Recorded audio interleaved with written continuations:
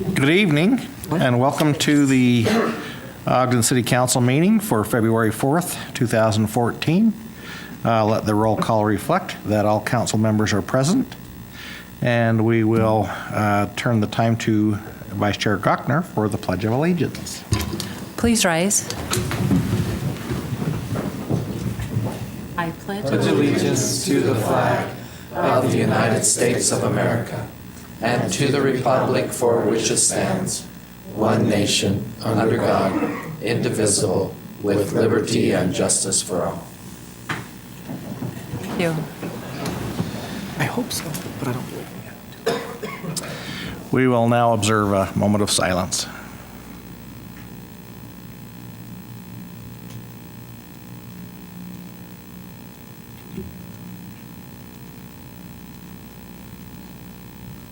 Thank you. The first item on our agenda is common consent, and the first item of common consent is the Board of Zoning Adjustments consideration of the appointments of Stephanie Nix and Dustin Chapman to the Board of Zoning Adjustment. Chair Heyer, I will go ahead and make a motion that we adopt the one item under common consent. Second. Okay, we have a motion by Councilmember Blair. Councilmember Blair, and a second by Councilmember Garner for approval of common consent. This is a voice vote. All in favor? Aye. It passes. Well, any opposed? Pardon? Oh, yeah. Are either one of these folks here, Stephanie Nix or Dustin Chapman, present today? Okay. Thank you. All right. The next item is reports from the Planning Commission and parking lots in the MRD zones. Mr. Montgomery. Mr. Chair and members of the council, the Planning Commission had received a petition to amend part of the manufacturing ordinance specifically relating to the MRD zone. Now, the MRD zone is a zone that's found in BDO.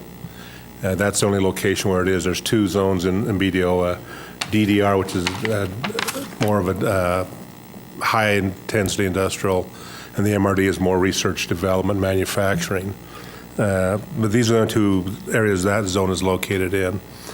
And the petition came in asking that a revision be made to allow standalone parking lots to be allowed in the MRD zone. They're currently allowed in the DDR zone, so one part can have it, the other part can't.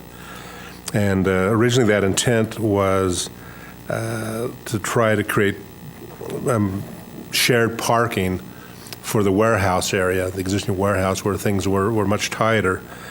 But as development has taken place in the MRD zone, it's also noted that that shared parking concept of a parking lot that can be used by different buildings is also an important concept needed for these developments to take place there. So as the Planning Commission reviewed this, they felt it was appropriate to make a change to the ordinance to allow the MRD zones to also have the freestanding parking lots. They did put a condition that the parking is limited to a maximum of 24 hours a day, so it doesn't become maybe what some people might use Walmart for, to camp and park there and have a great place to stay for a couple days, because this is, again, intended for the users of the BDO. And so that condition was placed in there. There's also some discussion, because of the section where this revision is taking place in the ordinance, about bus stops, and to make it clear, public transportation areas, bus stations, that would only be limited to the east side near the railroad tracks. In an event that a future station may occur along the rail track or bus transfer area, that should happen along that transportation corridor, not be in the middle of the entire development. So that other addition was added to make clear that those types of uses have certain locations, but not throughout the entire project. With those two additions to what was petitioned, the Planning Commission unanimously recommended approval. Okay. Any questions for Mr. Montgomery? Okay, thank you. And our petitioner is here. Mr. Wallen, would you like to address the council? Blake Wallen with the Boyer Company, 1150 South Depot Drive, Ogden, Utah. One of the challenges we've faced as we've continued to add businesses at BDO is accommodating the parking. We try to plan the best that we can to allow for parking, but as businesses have grown, we continue to have cars parking on streets, and so what we kind of felt like is if we can have some additional parking, it would allow us to use a parking lot for more than one business. We currently have about just over 5,000 employees now at BDO, and we found that some of these businesses are outgrowing their parking areas, so it just allows us to accommodate for their growth. That's So, a tough problem to have, isn't it? Yeah. with that, I'd just answer any questions maybe the council might Questions have. for Mr. Wallen? Who's going to build the parking lots? Will the Boyer Company build it, or Yeah, someone else? what we'll use is, if in fact, we'll look at it as two different things. One, if it's a public parking lot that, we have a potential of using some of the tax increment to build those parking lots. If it's a development parking lot, we would just use development proceeds. And I think it would really be on a case-by-case basis. What about the maintenance and operation of the parking? That would be just handled through our, what we call our CAM, our Common Area Maintenance Fees.